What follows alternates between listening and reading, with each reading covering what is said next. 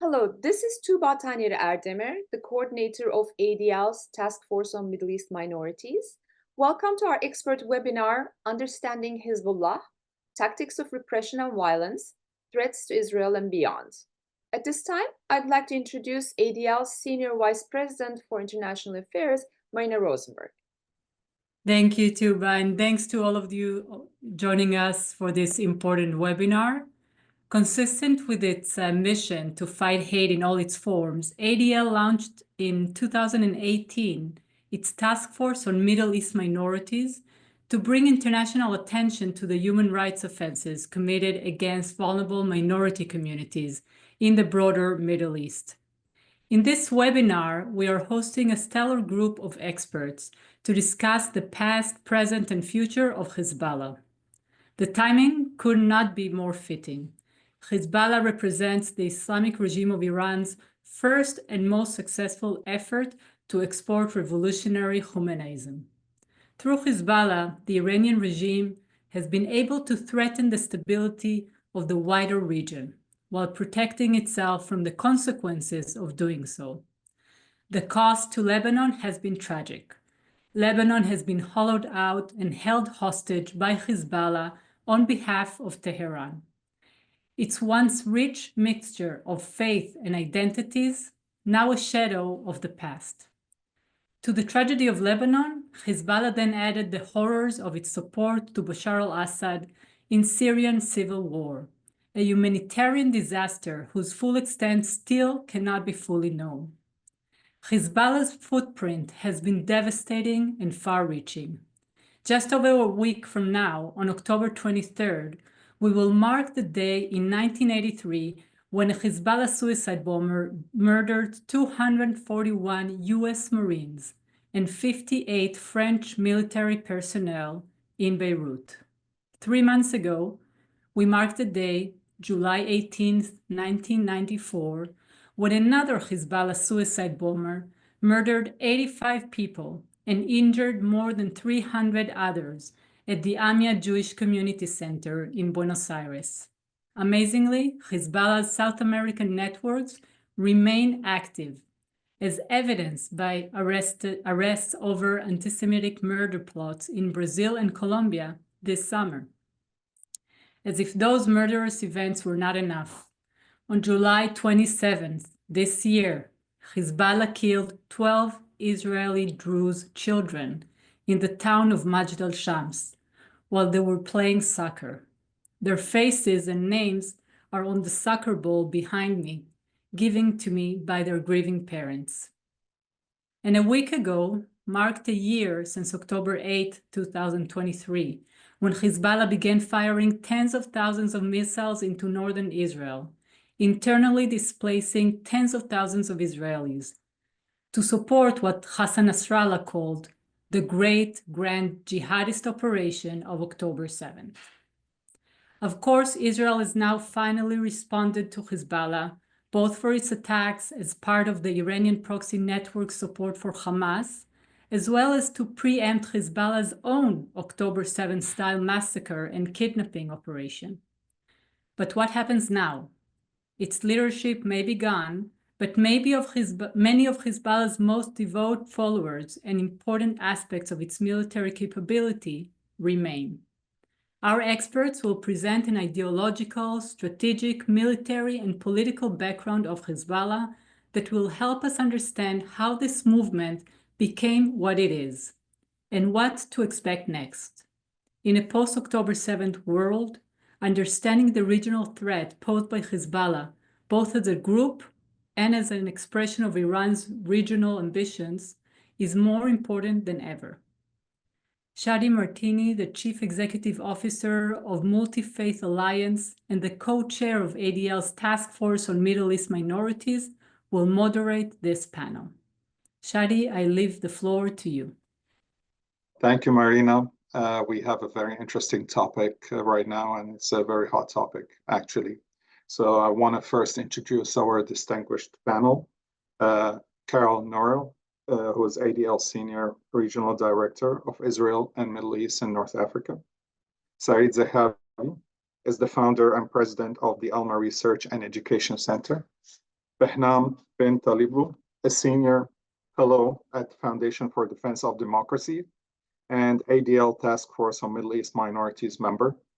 Haneen Ghaddar is the Friedman Senior Fellow in the Washington Institute's Linda and Tony Rubin Program on Arab Politics. I'm honored to have all of you here with us. And I'm going to start first with Carol. Carol, I would love if you could give us an overview about Hezbollah's ideological, military, and political background and structure. Thank you very much, Shadi, and thank you everybody for joining, and it's an honor to be among this group. A little bit about the background of Hezbollah, and I'm going to touch upon some basics and also some milestones since the establishment of Hezbollah.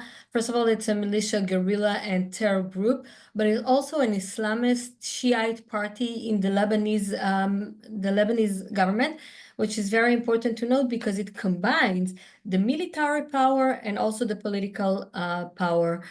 At the outset, it's also very important for me to note that the Hezbollah is a designated terror organization in many countries and entities, including the US, Germany, Australia, the UK, Austria, obviously Israel, but also most of the Arab countries in the Arab League, Canada, Argentina, and some others.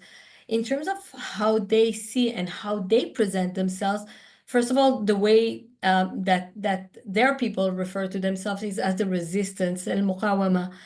As an Iranian-supported and funded group, it also links them to the other Iranian proxies that are under this umbrella of the big resistance movement. And that's been a very, very important part of their branding among some constituencies. In terms of their establishment, initially they were established as a militia group in 1982, but officially as an organization in 1984.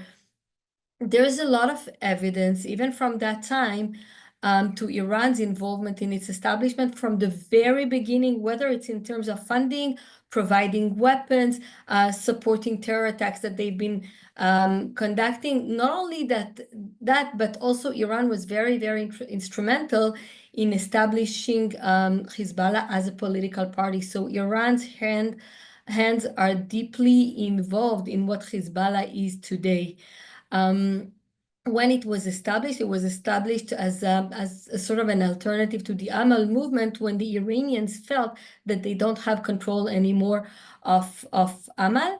And the Iranians sent over thousands of IRGC members to help establish that party for the Secretary General then, Sheikh Fadlallah. In 1982, after Israel assassinated Abbas Musawi, Hassan Nasrallah was appointed as the General Secretary of Hezbollah, which started a whole new era for that organization. In terms of the ideology versus policy, I would say that the stated policy of Hezbollah towards Israel specifically is to expel the occupier from the Lebanese land. But the real fight is really to prevent the existence of the state of Israel, which they call the Zionist entity. After Israel withdrew from most of the Lebanese land and established a security strip in southern Lebanon, Hezbollah became the main enemy of both the IDF, but also of the southern Lebanon army in the area. And the organization started launching Katyusha missiles towards Israel. The big shift was in 1992 when Hezbollah started to operate also politically in Lebanon, and its members were elected to the Lebanese parliament.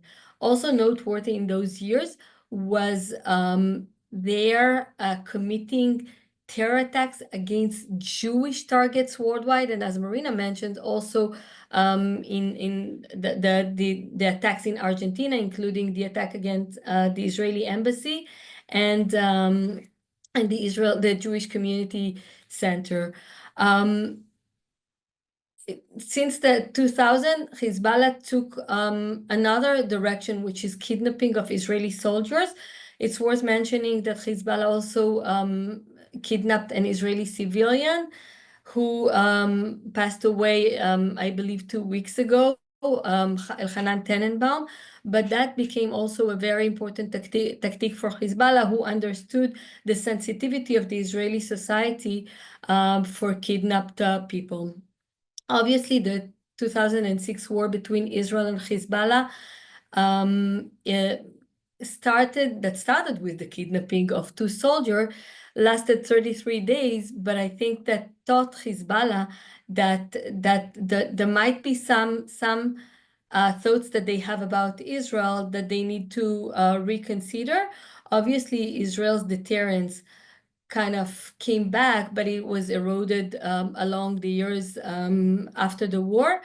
And then the organization went to a different direction of getting just more weapons, more missiles. They doubled and tripled their arsenal, the results of which we can see these days. Also, they became just stronger politically in Lebanon, and they have infiltrated not only the military, but other security forces in Lebanon, and also became really a part and parcel of the Lebanese establishment.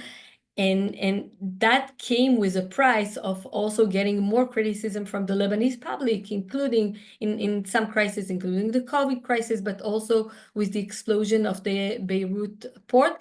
And I'll just end with noting that even in the Arab world, there's been a lot of criticism when during the civil war in Syria, Hezbollah joined and heavily supported the Syrian President Bashar al-Assad to the detriment of the Syrian population, and that continues to these days. So that was just a kind of an overview of how we got to where we are today with Hezbollah and its main enemy, Israel.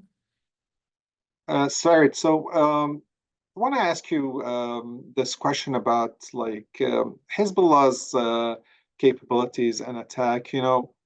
Hezbollah chose to go into the fight against Israel after October 7th. So how do you see the risks and the dangers that Hezbollah posed to Israel and its capabilities?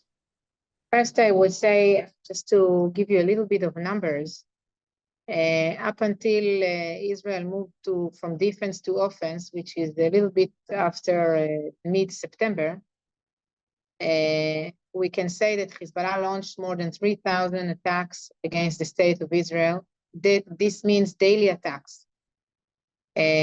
Since June, these attacks became more and more against communities that are not evacuated. We had evacuated 60,000 Israelis from the areas next to the border, 0 to 5 kilometers. Since June, we saw between 15 to 20% of the attacks that are launched to areas that are not evacuated. By the way, like the area where I live 9 kilometers from Lebanon. And I felt that things were becoming more and more tense in the areas that I live. It means that it became more and more difficult to preserve routine on the Israeli side in areas that are not evacuated, and there is a limitation of how many people you can evacuate. While the communities that were evacuated were collapsing, people living outside of their homes, the families fell apart, the communities fell apart. The situation of these displaced people in Israel became worse and worse, and they demanded that Israel will finally protect them. So this is just a little bit of wrapping up the situation on the Israeli side. Eventually, a little bit after mid-September, Israeli government decided to defend its people, to go from defense to offense, and to try to damage the capabilities of Hezbollah and damage the command and control inside Hezbollah. I think here we can talk about taking off massive amounts of the rockets, but this doesn't mean that they don't have capability to launch. We can see that since IDF bombed many of the warehouses and launchers, the amount of rockets that are being launched here every day in the past few weeks are very far from the assessments that we used to have before the war. Like, we assessed that if Israel will be surprised and the IDF will have difficulties to attack the warehouses, Hezbollah will be capable of launching 3,000 rockets every day. This is not happening. Today, we have a situation that Hezbollah is launching between 100 to 200 rockets every day, around these numbers. On top of that, you should add a little bit of drones, a little bit of anti-tanks. This is gradually, the anti-tanks missiles being launched by Hezbollah is gradually disappearing since IDF is operating inside Lebanon on the ground, pushing those who launch these anti-tank missiles away from the border, and it is becoming more and more difficult to launch these missiles. The rockets that are being launched in the past 2 weeks are putting many Israelis, sending them to shelter, disturbing the daily routine here. And I think this is the greatest risk of everything that is going on here. Because on the one hand, we did have an amazing achievement, taking off prominent figures of the leadership of Hezbollah, including Nasrallah himself, taking off the commanders of Hezbollah that planned the invasion into Israel of Radwan brigades, the elite unit of Hezbollah. But at the same time, we see that there is a policy of how many rockets to launch every day. Somebody is out there still managing the organization. I am not sure this somebody is Lebanese. By the way, as we speak, I see there are alerts in the north now. Maybe the Iranians are more involved. The arsenal is much smaller than it used to be, but we evaluate that there are still tens of thousands of short-range mortars. There are still about 20,000 rockets that can reach all the way to Haifa and maybe a little bit further. And as for the more advanced munition, we don't know exactly, but we understand that much of it was destroyed, but there is a lot more in Beirut that should be destroyed, because this was the strategic threat to the state of Israel when we speak about the threats of the rockets, side by side with the Radwan brigade's threat to invade into Israel. This capability doesn't exist anymore. The IDF is there. The IDF is exposing these capabilities as we speak. And just one last sentence here. What the IDF is finding is clear evidence that Hezbollah was fully prepared, as by the way, we claimed at the Alma Center before the war, fully prepared to launch an invasion. As simple as that, with the bags packed and the vests and the helmet and the shoes. And they were preparing to come on civilian clothes into the Civ Unifield, to enter to the hidden positions in those places, to change to uniforms, to take all the needed equipment, and then to launch the invasion. And the fact that IDF is finding all these hidden positions actually neutralize the capability for an invasion. But, and I'm saying that as the resident of the North, we are all aware that there is no 100% in these issues. As long as Hezbollah exists as a terrorist organization, the threat of infiltration of few terrorists to one of the communities on the border, it exists. It can happen. We can miss that. IDF is there to protect us, but it can happen. Thank you, Sarit. So, Behnam, I'll turn to you. It's very interesting to know how the Islamic Republic is viewing its crown jewel bailing out. Like, how are they going to bail out Hezbollah? As we've seen, like, most of the leadership of Hezbollah is gone. A lot of the weapons is gone. How do you see the plan of the Islamic Republic to bail out its most important proxy in the region? There's, like, as we heard now, Sarit saying, like, almost like we're saying Iran is now in command, like Iran is directly in the fight. So how is your view of this situation? Allow me to reiterate, it's a pleasure to be with you all, and this is a very timely question because the answer is being borne out quite literally on Israel's northern border on a day-to-day basis. And indeed, even in the Iranian media space and social media space, the recent news of the reappearance of Iran's Quds Force commander Ismail Ghani, plays a very, very key role here as to who is the next in charge, or how is the Islamic Republic of Iran engaging in command and control with its most successful proxy, with what is largely believed to be the most successful political and military export of the 1979 Islamic Revolution, when there is no reciprocal command and control on the ground in Lebanon because of the success of Israel's various military operations since early fall of this year.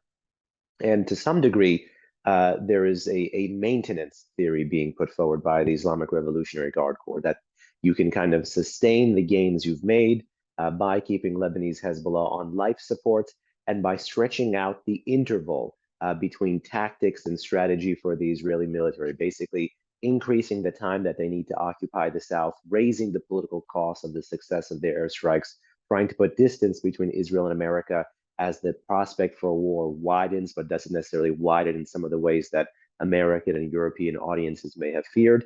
And in so doing, to essentially buy time to make sure that that which is the Israeli military advantage against Lebanese Hezbollah, which is, conventional military power, erodes, and the balance is not a balance of capability between Lebanese Hezbollah and the IDF or the IEF, but it becomes again a balance of resolve, and it becomes attrition warfare, and to exploit the middle between the start of the conflict and the potential end of a conflict, and to take advantage of this widening period to actually permit some knocks to be put onto its, again, most successful export of the revolution, its crown jewel, if you will, Lebanese Hezbollah, but at the same time, in so doing, to create that political and military space for resupply at a more propitious time. The PGM threat, the precision-guided munitions threat that Sarit touched on, that was always just the pinnacle, or that was always just kind of the icing on the cake of the larger architecture of threat that Hezbollah had been able to create or build and use as a conventional knife against the neck of the Israelis. And there is a theory right now, it kind of comes to you by Cold War international relations theory. You can kind of say that it's called use it or lose it, that as Israel has more military successes against all of Hezbollah's arsenal, be it drones, be it rockets, be it mortars, be it ballistic missiles. And by the way, there's only been one ballistic missile reported and confirmed fired by Lebanese Hezbollah throughout this entire 1 year plus now conflict. One wonders how many they have in stock left. One wonders if the Israelis have successfully gotten it. You don't know what you don't know. Even some of the numbers that we see in the New York Times and Washington Post cannot, I repeat, cannot be independently verified by open source experts and analysts right now. So we are taking a lot of things at face value, both about the arsenal as well as the successes of the IDF and the IEF against this campaign. But it's to be able to retain something of a nucleus, something of a cell. And unfortunately, and this is where you can zoom out and see the political success story of the Islamic Republic's proxies. This is what they call the axis of resistance. They only work in failed states. They only work in jurisdictions of weak central authority. They only work when the downtrodden and dispossessed have no way out but through. They only work when there are grievances such that the only way out is to put a gun in the hand of someone who is willing to shoot at someone who you want to shoot at. And this is the high risk, high reward thing that in the long term, whatever may come with the rest of Israel's military adventure in Lebanon, that in the long term, this is the only asset that the Islamic Republic has as a guarantor of keeping Lebanese Hezbollah on something more than just life support. And that is to say that despite the military success that may come, there may be no political theory for victory in Beirut.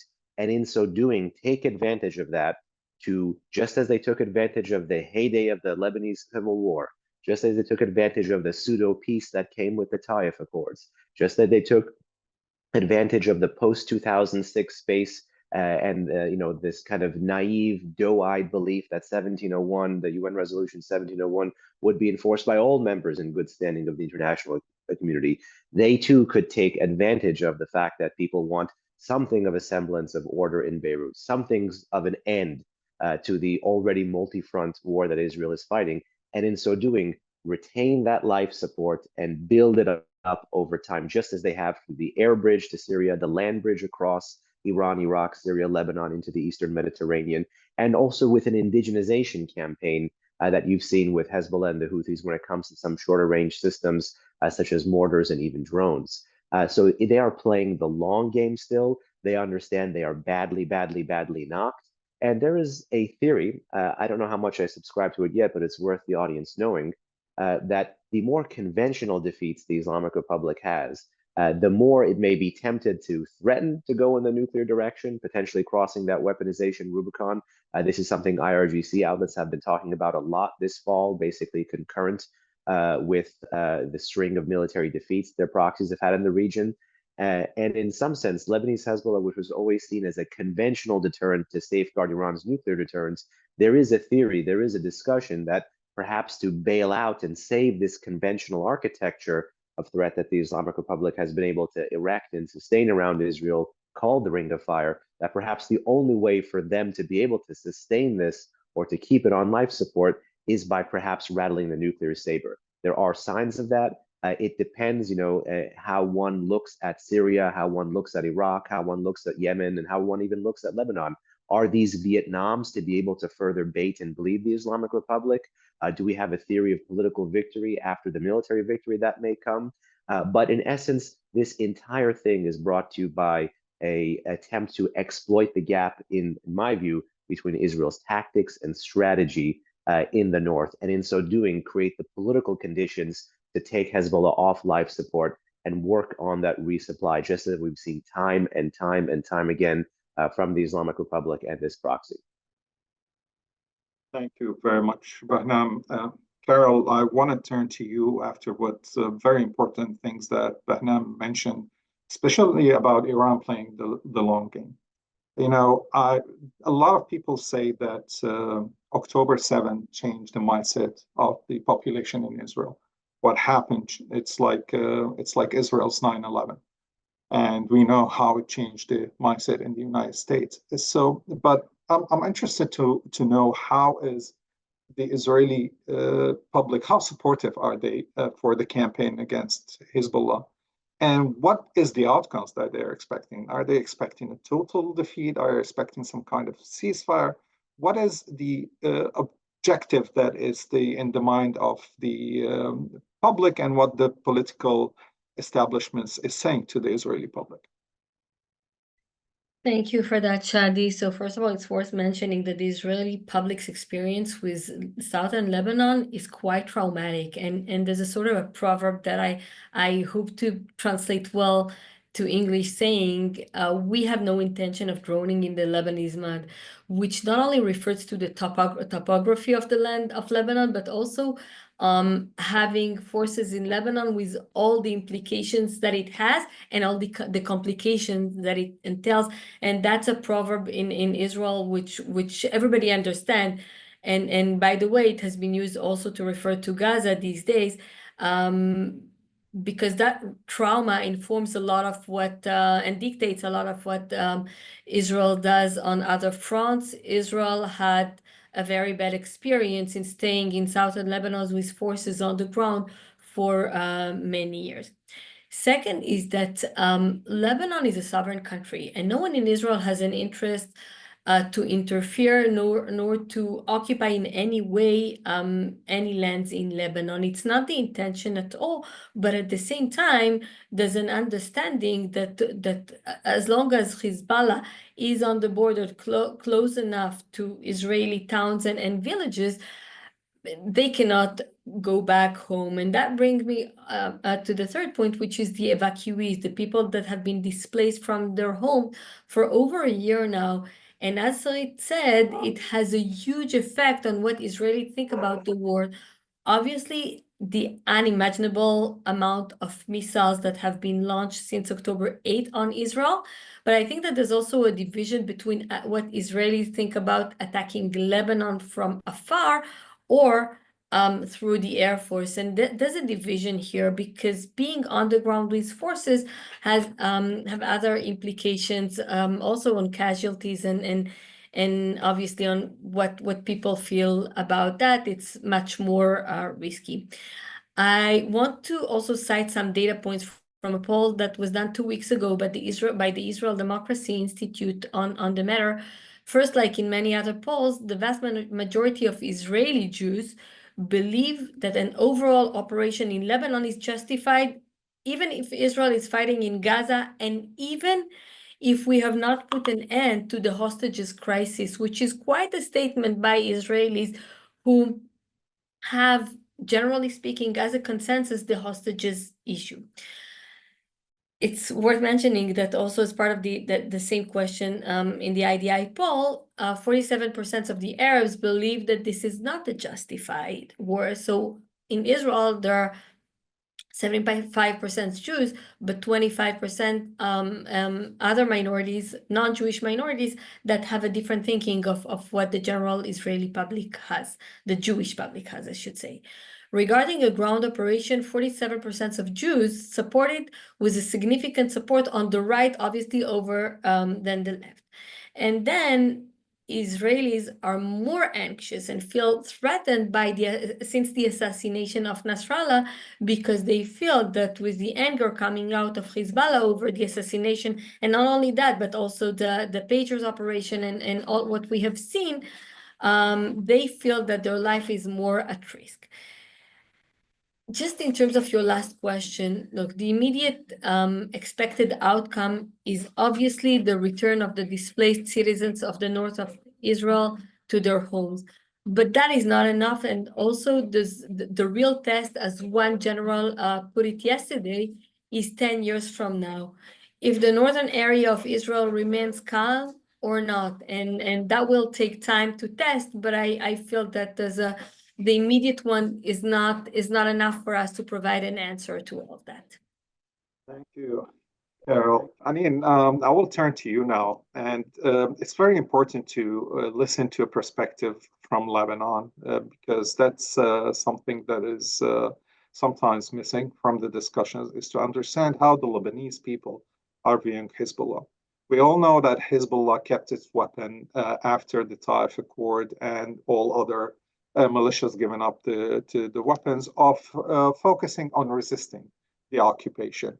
And it was under this pretext that said they always, like Hassan Nasrallah was like, promised, we're not going to lift arms against other Lebanese. But fact shows that this wasn't the case, that Hezbollah used its weapons to intimidate other political parties, did a lot of assassination. But the most thing that Hezbollah did is to intimidate its dissent amongst its own Shia community that it says that it represents. We all saw the assassination of Lukban Slim and how it best to intimidate any dissent voices among the Shia community.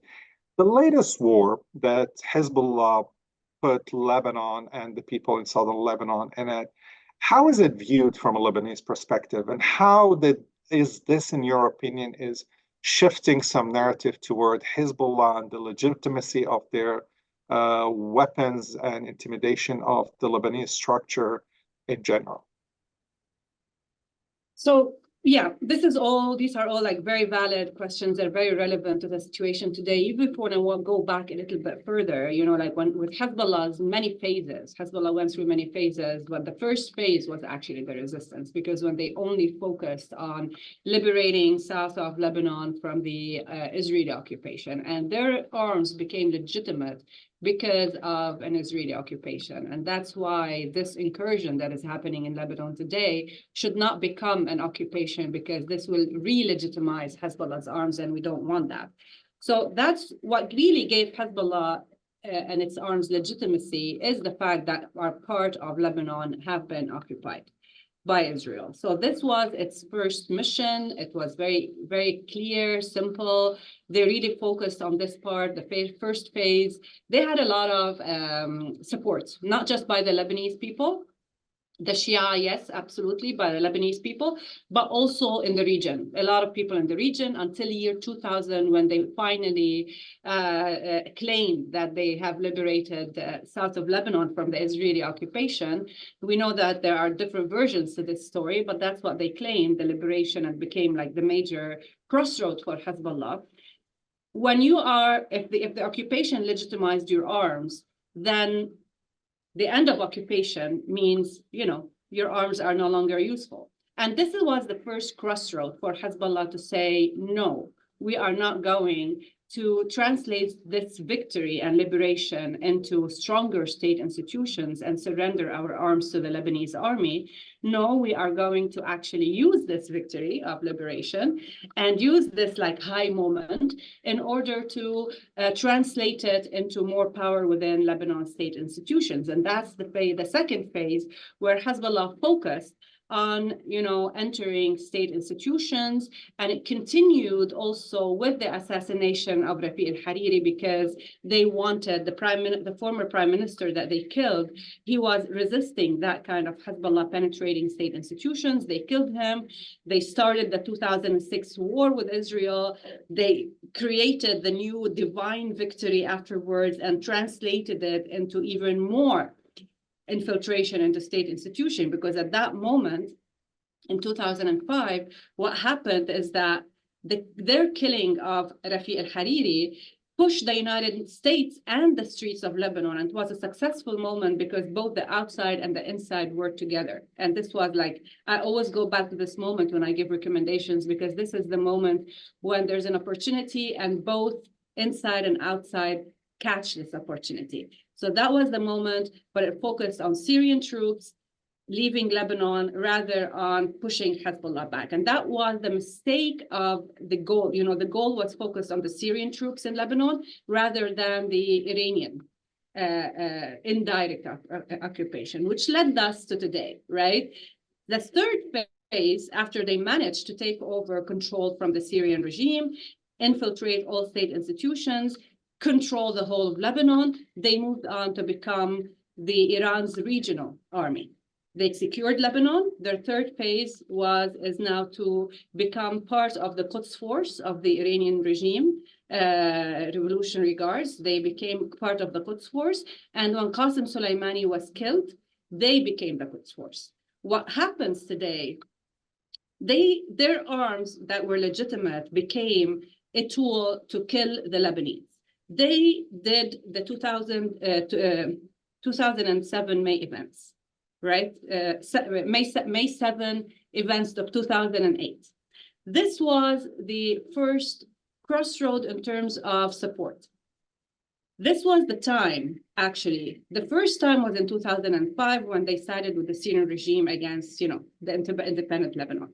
But 2008 was a serious violation for Hezbollah when they used their arms for the first time against the Lebanese people. They went out to the streets with their arms pointed at the Lebanese people, which actually concluded a series of assassinations that they did not claim, but also we realized that they used their arms to assassinate opposition in Lebanon, all the way from Rafi al-Hariri, all the way to Luqman Islam and others in Lebanon. They've been using their arms to kill opposition, to eliminate opposition. So their arms, when they turned against the Lebanese people, when they turned against the Syrian people, when they turned against their opponents, political opponents in Lebanon, unarmed, non-violent political opponents in Lebanon, this is the first phase of delegitimizing Hezbollah's weapons. The second step of delegitimizing Hezbollah's weapons is 2016. When again, they decided, and I can't forget Hassan Nasrallah's speech back then, telling the protesters in the street that there's no way for this government to collapse. There's no way for you to change anything. And basically what I was telling the protesters is that I'm gonna protect with my arms the corruption. I'm gonna protect with my arms the financial collapse of your country, and I'm gonna protect with my arms everything that's gonna make this country unlivable for you. So basically the mask of resistance and the mask of protecting the people against injustice, it's all collapsed in 2019. Today what happened is a further step, a more severe step, because until then they still enjoyed some kind of support, at least from, let's say, half of their community, or a little bit more than half of their community. They lost the regional support in 2005, and again when they went to Syria in 2012, 13? They started in 2012. 12, yeah. So this is where they lost the regional support. They lost the Lebanese support when they turned their arms against the Lebanese in 2008, and they lost the rest of their Lebanese support in 2019. But they maintained some kind of support within the Shia community where they actually they only need that. They don't need the rest, because they need that to recruit fighters, and they need that to get the votes for elections in order to keep control of the community. But this time, they lost the legitimacy of their arms, and they lost the legitimacy of their, definition, their narrative of the resistance in their own community. Because you're a Shia, a regular Shia, who is not ideological, not completely brainwashed with ideology, but also still see Hezbollah as a valid, let's say, party that is protecting you, providing for you, some kind of a resistance narrative still surviving. And then you see a year ago that Hezbollah decided to support Gaza. You say, yes, we have to support Gaza. There's no way we cannot stand aside and not support Gaza. A year later, you see that your support of Gaza did nothing. Really, you did not support anything in Gaza. Hamas is gone. Gaza is flattened. The Hezbollah's arms did not save any Palestinian lives. On the contrary, it dragged Lebanon into this war without any achievement. So it's a pointless war. And in addition, the other more important layer is that they are seeing today Hezbollah's weapons and missiles buried under their homes. And Hezbollah leaders, despite everything that is happening today in Lebanon, still hiding in heavily populated neighborhoods. This is a big deal for the Shia. And it's going to be a bigger deal when they realize that all these sacrifices are for nothing. And there are no compensations. There is no reconstruction. Who is going to reconstruct Lebanon today? Iran doesn't have the money. The Gulf is not ready to actually, send, millions and billions in order to rebuild Lebanon. And of course, no one else is going to do that. So the real wake up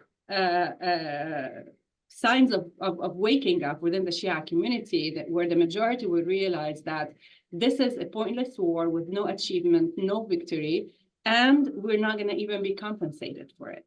And this is where the turn is going to happen. And this is where, before that, Hezbollah lost the legitimacy and the legitimacy of their arms a year ago. Today, they lost their legitimacy within the Shia community. And this is major for them. This is huge, because the loss is not going to be compensated, and the loss is pointless. There was no need. Israel did not start this war. They started it by opening the front with Gaza, and they cannot come back from this. There's no way they can come back to this. The Shia are now orphans who will realize that they have to take care of themselves, and their only choice left is the state. Sarit, I'm gonna go and talk about what Israel expected after the 2006 war. We had the 1701 resolution, and we thought that the UNIFIL will come in, and the Lebanese army would come in, and they would disarm Hezbollah, and they would become a political party, and things have ended. We had a UN resolution, everyone agreed on it, but the fact is, now we see that Hezbollah is having ammunition depots, tunnels 100 meters away from UNIFIL forces. Another thing that we're seeing also is that Israel is attacking border crossings with Syria. And also there is news, and actually not news, that information that Israel have crossed the line into areas along its borders with Quneitra in Syria proper. How do you see the situation in Syria developing? Is it it's just becoming Syria is becoming this second front line where depots and ammunition and missiles and equipment are being stored, so they could, once things cool down, we will have the reputation of 2006. Hezbollah is rebuilt again and again and stay in control of Lebanon and its power across the region. How is Israel viewing this challenge, and how it's going to address it? So I think if I understand you correctly, you actually asked two questions. First is what the expectations were in 2006, and second is about Syria. So let's start with the first one. The vision of resolution, United Nations Security Council Resolution 1701, was to create an area south to the Litani River, from the border to the Litani River, that's 25 kilometers in most cases, an area that will be empty of any illegal weapon, except for the weapon, which is legal, of the Lebanese army and the UNIFIL. 10,000 soldiers were deployed in order to assist in this mission.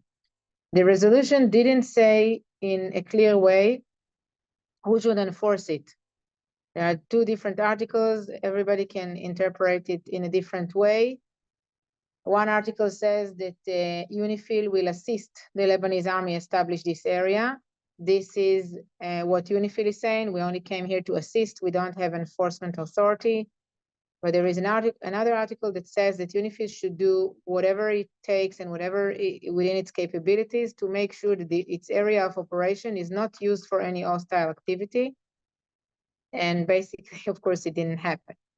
This is the article that Israel is looking at, saying UNIFIL should fulfill its mandate. The bottom line is that nobody fulfilled the mandate, neither the Lebanese army nor UNIFIL, and we ended up with the situation as revealed now, that Hezbollah is operating from inside the towns, but also from the open areas. As you said, next to the UNIFIL positions, using UNIFIL as human shields. Our expectation that a new reality will be created in South Lebanon after the war failed. It didn't happen. Actually, it didn't happen from day one. Let's not be mistaken. Hezbollah never implemented the resolution from day one. We saw how it is recovering and rearming and smuggling munition through the Syrian-Lebanese border, bringing it to South Lebanon, hiding the munition first, mostly in the towns and villages, and later on going back also to the open areas, using the underground infrastructures over there. The amount is massive. It's every house, it's every building, it's under every tree. The IDF knew of the Hezbollah military deployment in South Lebanon, but I think that once you see it, and I'm saying that also as an expert that followed that for many years, once you see the amount, it's truly overwhelming to see that. Any future arrangement, and I believe that eventually there will be an arrangement that way or another, any future arrangement will have to stop misleading us Israelis and misleading Lebanese as well, who wanted to have a different future to their own country. Should be very, very realistic under the working assumption that Hezbollah is not going to voluntarily disarm. While this would be the working assumption, it means that any mechanism, by the way, it doesn't matter if it's Israeli, internationally, Arab, Lebanese army, I don't know what, any mechanism should work under the basic assumption that it has to fight against Hezbollah.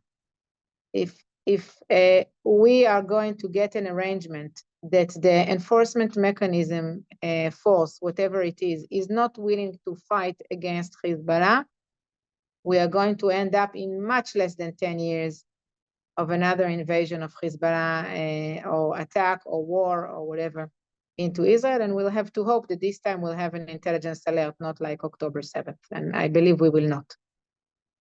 That's the poor reality, and I think once international community will understand, and Carol described very well the history of Hezbollah as a global threat. Once the international community will understand that it's a global threat that comes from Iran, where we can join forces together to fight this global threat, which brings me to your second question about Syria.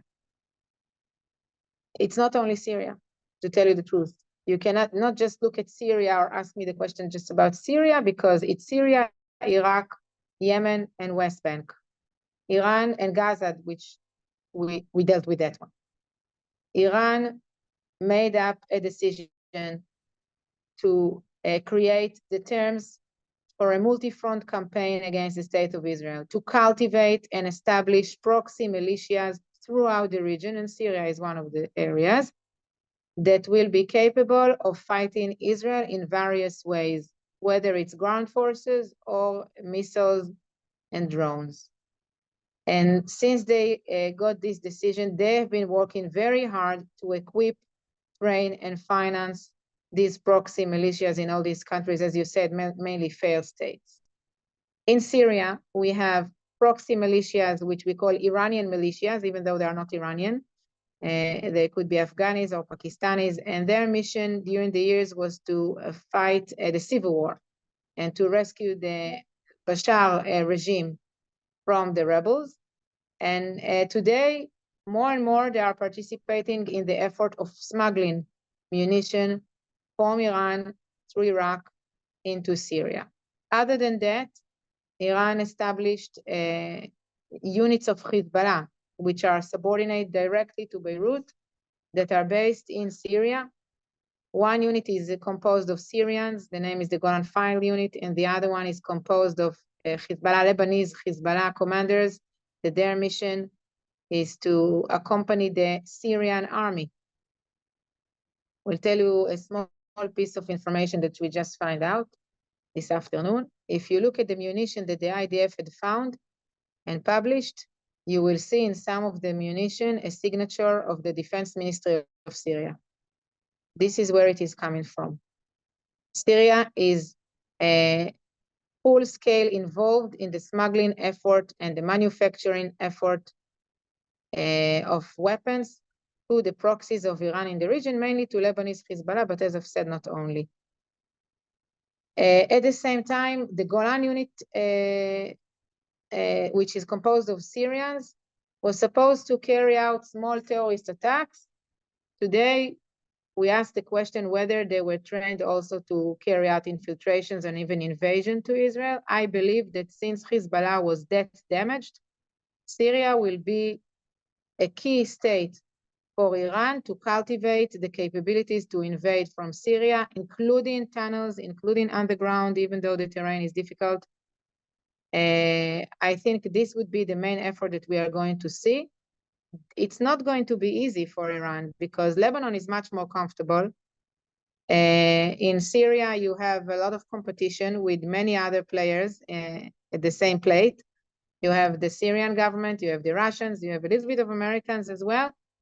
And they will have to navigate between all these various interests in order to succeed in this project. But they were very successful in the past decade in planting the seeds for this process, including by civilian efforts, just as you saw in Lebanon, turning, for example, Sunni mosques to Shiite mosques, distribution of humanitarian aid to the population of southern Syria, and other examples such as that. The art of what the Iranian had done in this project of proxies in the Middle East is that they succeeded in creating a different kind of relationship with each of these proxies. Each of them is very different from the other. Each of them has different interests. Not all of them are even Muslim Shiites. And they succeeded in creating different kind of relationship, while it was very, very clear that the Lebanese Hezbollah was the leading proxy, almost like a partner for Iran. And the biggest question that stands now is whether Iran will try to recover the Lebanese Hezbollah, since, as I've said, the Lebanese arena is the most comfortable arena bordering Israel among all of the rest, the most loyal with the Muslim Shiite base inside Lebanon, or it will enable it to survive, but at the same time will put more efforts on other fronts, and Syria, I think, it would be first priority. Thank you. This is very informative. Mahnam, I want to turn to you to understand how the Islamic Republic has armed Hezbollah before, and what will it do now with all these depleted munitions that Israel have attacked, and we saw huge explosions for depots that are held ammunition. And how do you think that they're playing the two countries that they need to transfer weapons? Of course, they use airplanes, but also the land corridor was very important that they established through Iraq and through Syria. How are they dealing with this thing? And we also saw that the Syrian regime is very quiet in this thing, that they're not saying anything. How do you see this? Is it like something like they are in agreement with Iran on this? Do you see a division in this part? Do you see a way that we could put a wedge between these two actors? I'm interested to see your perspective and how the Iranians are viewing this situation. Thank you, Shadi. I think that also dovetails very nicely, particularly the points about the resupply and also about Syria, with points Sarit was just making there at the tail end of her comments as well. So if you allow me, let me put forward a few disparate knots and then thread them together at the end. One is we've all posited, we've all affirmed here today that, Lebanese Hezbollah may not be the oldest, but it is the most successful proxy, and that's why the military successes of the Israelis against Hezbollah, including against the capabilities, the arsenal, as well as against the leadership, the command and control, really is putting the Islamic Republic in a bind here. And just to stress that point for you, one reason why this entire architecture that we see across these failed states of the Middle East, across this land bridge that you spoke of, one reason why that didn't really take a hit is not just the sui generis, set it and forget it, the local proxy and the foreign patron dynamic and flexible and fluid relationship that the Islamic Republic has always had with all of these proxies, whether it's created them like the Badr Corps in Iraq, or whether it's co-opted them like Hamas in Gaza or the Houthis in Yemen. Regardless of this history, one reason why this entire network could remain intact and continue to move into this somewhat more integrated direction in the aftermath of the US war in Iraq, in the aftermath of the Arab Spring, is precisely because of the role of someone like Hassan Nasrallah, who, as Zarit just mentioned, was not necessarily just a proxy, but really almost like a primus inter pares amid the proxies, and almost a full-fledged element of the Islamic Republic's security forces. So in the absence of Qasem Soleimani, the importance of someone like Hassan Nasrallah grew immensely. And this is not just logistics, given the fact that Hezbollah has been training Iraqi Shia militias both in Iraq as well as historically even in Iran, as well as the connective tissue there with Arab language reports saying that for many years now Hezbollah has been in Yemen, as well as of course 2013 the decisive military overt conventional experiences Lebanese Hezbollah had, starting in Qusair in attempts to bail out and save the Assad regime and become part of this cocktail of security forces from Russia, from Iran, and this kind of multinational Shia coalition. This is the real reason why they are in a bind here. And this is the real reason why when you look at personnel, without Nasrallah, this network has taken a major step back. But with geography, they hope to advance that a step forward. And that's where your question about Syria is very key, because even though Assad and the Assad regime in itself is not the willing participant that the Islamic Republic would have liked it to be, now we're talking about Iranian ballistic missiles going to Russia, but the last state-to-state transfer that we've had in terms of ballistic missile to ballistic missile to army state-to-state was Fateh 110 short-range ballistic missiles some point in the mid-2010s going to the Assad regime, because starting in late 2012, 2013, you saw the Assad regime use this in its own war domestically in Syria. Syria, it remains a permissive jurisdiction. And as you mentioned, it being a staging ground now means that it could be a potential additional target zone for IDF and IEF strikes, particularly as they try to clip the wings of Hezbollah and prevent the resupply along the lines that we've seen before. Because Iran does have a theory. It's to take advantage of the geography.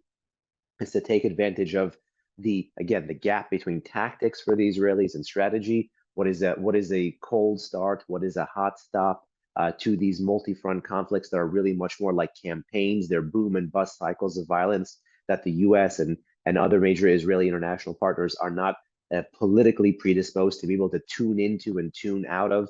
It requires a much more dynamic, fluid, flexible kind of engagement with your partner there. So these are things the Islamic Republic unfortunately has going for it, despite the many setbacks it sees on its own chessboard today. So think geography as a supplement, not this as a supplement to the conventional and personnel losses it has taken with respect to Hezbollah. And the final point I would make is I use the phrase today that, when you speak to Lebanese and even Syrian friends, they don't like, but is really born out of me just kind of living and working in DC, where everything is acronyms, and that's LH, or Lebanese Hezbollah.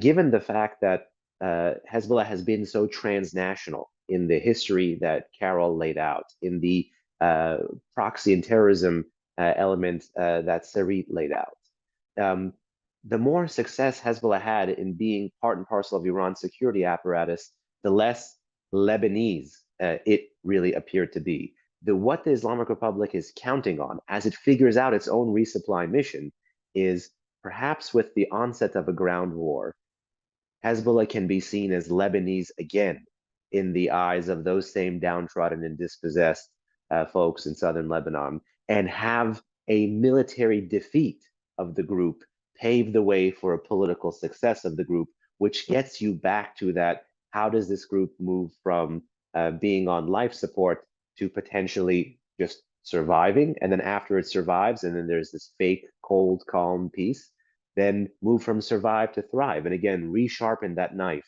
that it has posed to the neck of the Israelis for so long, and again, move to do exactly what Carol and Sarit were most afraid of, which is yet another attempt on the Jewish state. So this, I think, is the way the Islamic Republic is thinking about it.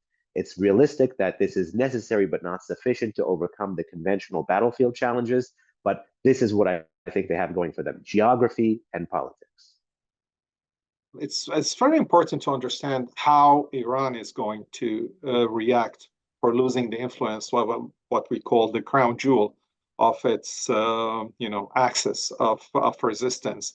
Do you think like Iran is gonna be able to rearm Hezbollah, maybe using the territory of Syria? Would Hezbollah be able to reinforce itself, even though it lost our leadership and most of its military might? Or the Lebanese people and the Lebanese institutions and parties will be able finally to get rid of Hezbollah's weapons and enforce the legitimacy and the authority of the state in the whole of Lebanon, including southern Lebanon? Well, it can go either way, right? So it depends on what happens now. It really depends on what happens today. If I see different scenarios, I see the best case scenario is today the international community really puts pressure, serious pressure, on the Speaker of the Parliament, Nabih Berri, to open the parliament, calls for consecutive parliamentary sessions to elect the president. Once this first step is done, then there's a chance to get a president that is a non-Hezbollah president in order to form a government that is very different government, that is a not Hezbollah government. Their ministerial statement should not at all include this infamous phrase of describing security of Lebanon as the resistance, the army, and the people. This has to be eliminated because this phrase in the ministerial statements, consecutive ministerial statements, actually legitimize Hezbollah's arms, and we have to get rid of it. So we need a government and a president that makes sure that we do not have that kind of agenda in the next government. And this sovereign, independent government will be able to implement international resolution like 1701, 1559, whatever it takes in order to, because even if the world and Hezbollah and the current government agree on 1701 and ceasefire, it will not be effective. We will go back to 2006 post-war, and 1701 was implemented, but only as a ceasefire, not as a border stability resolution.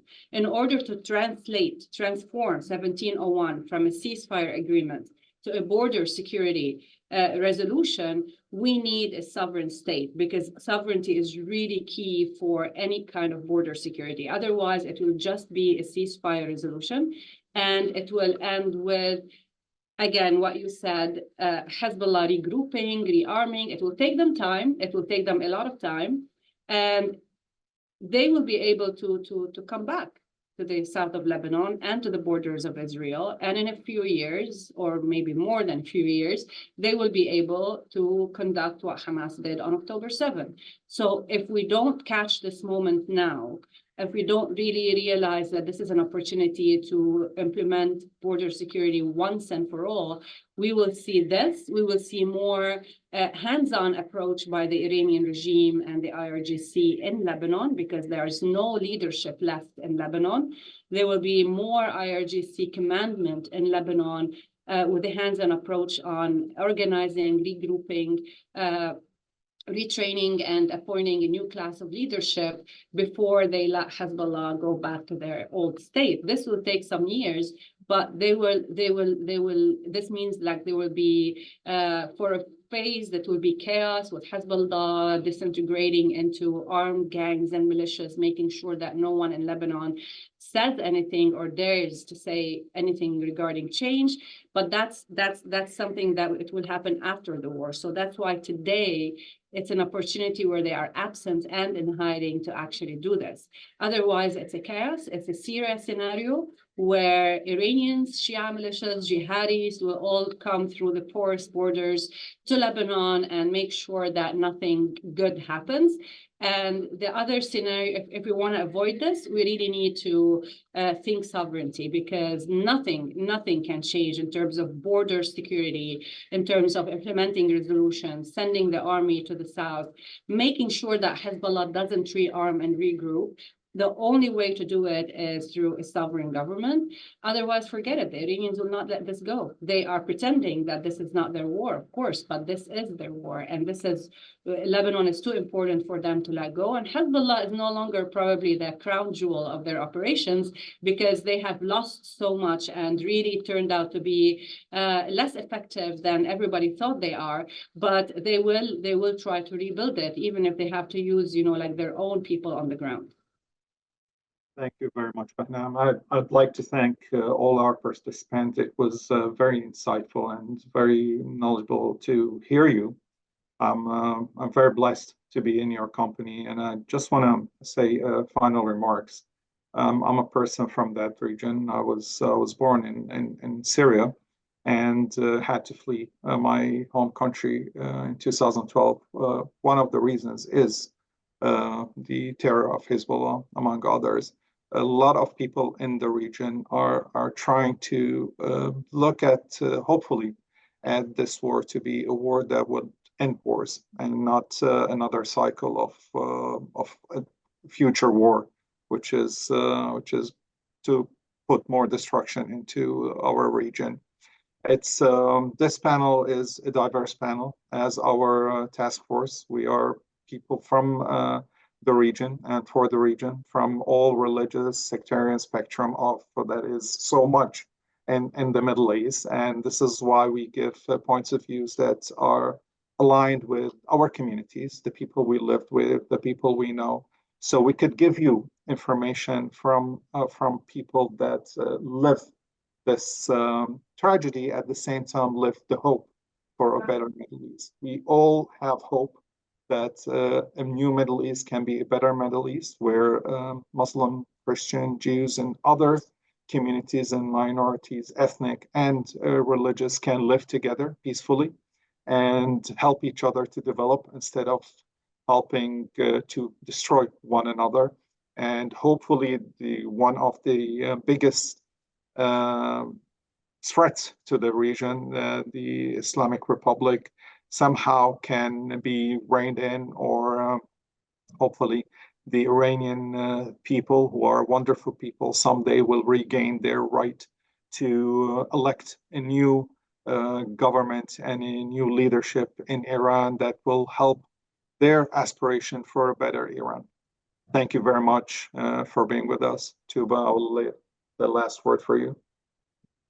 Let me also thank all of our presenters.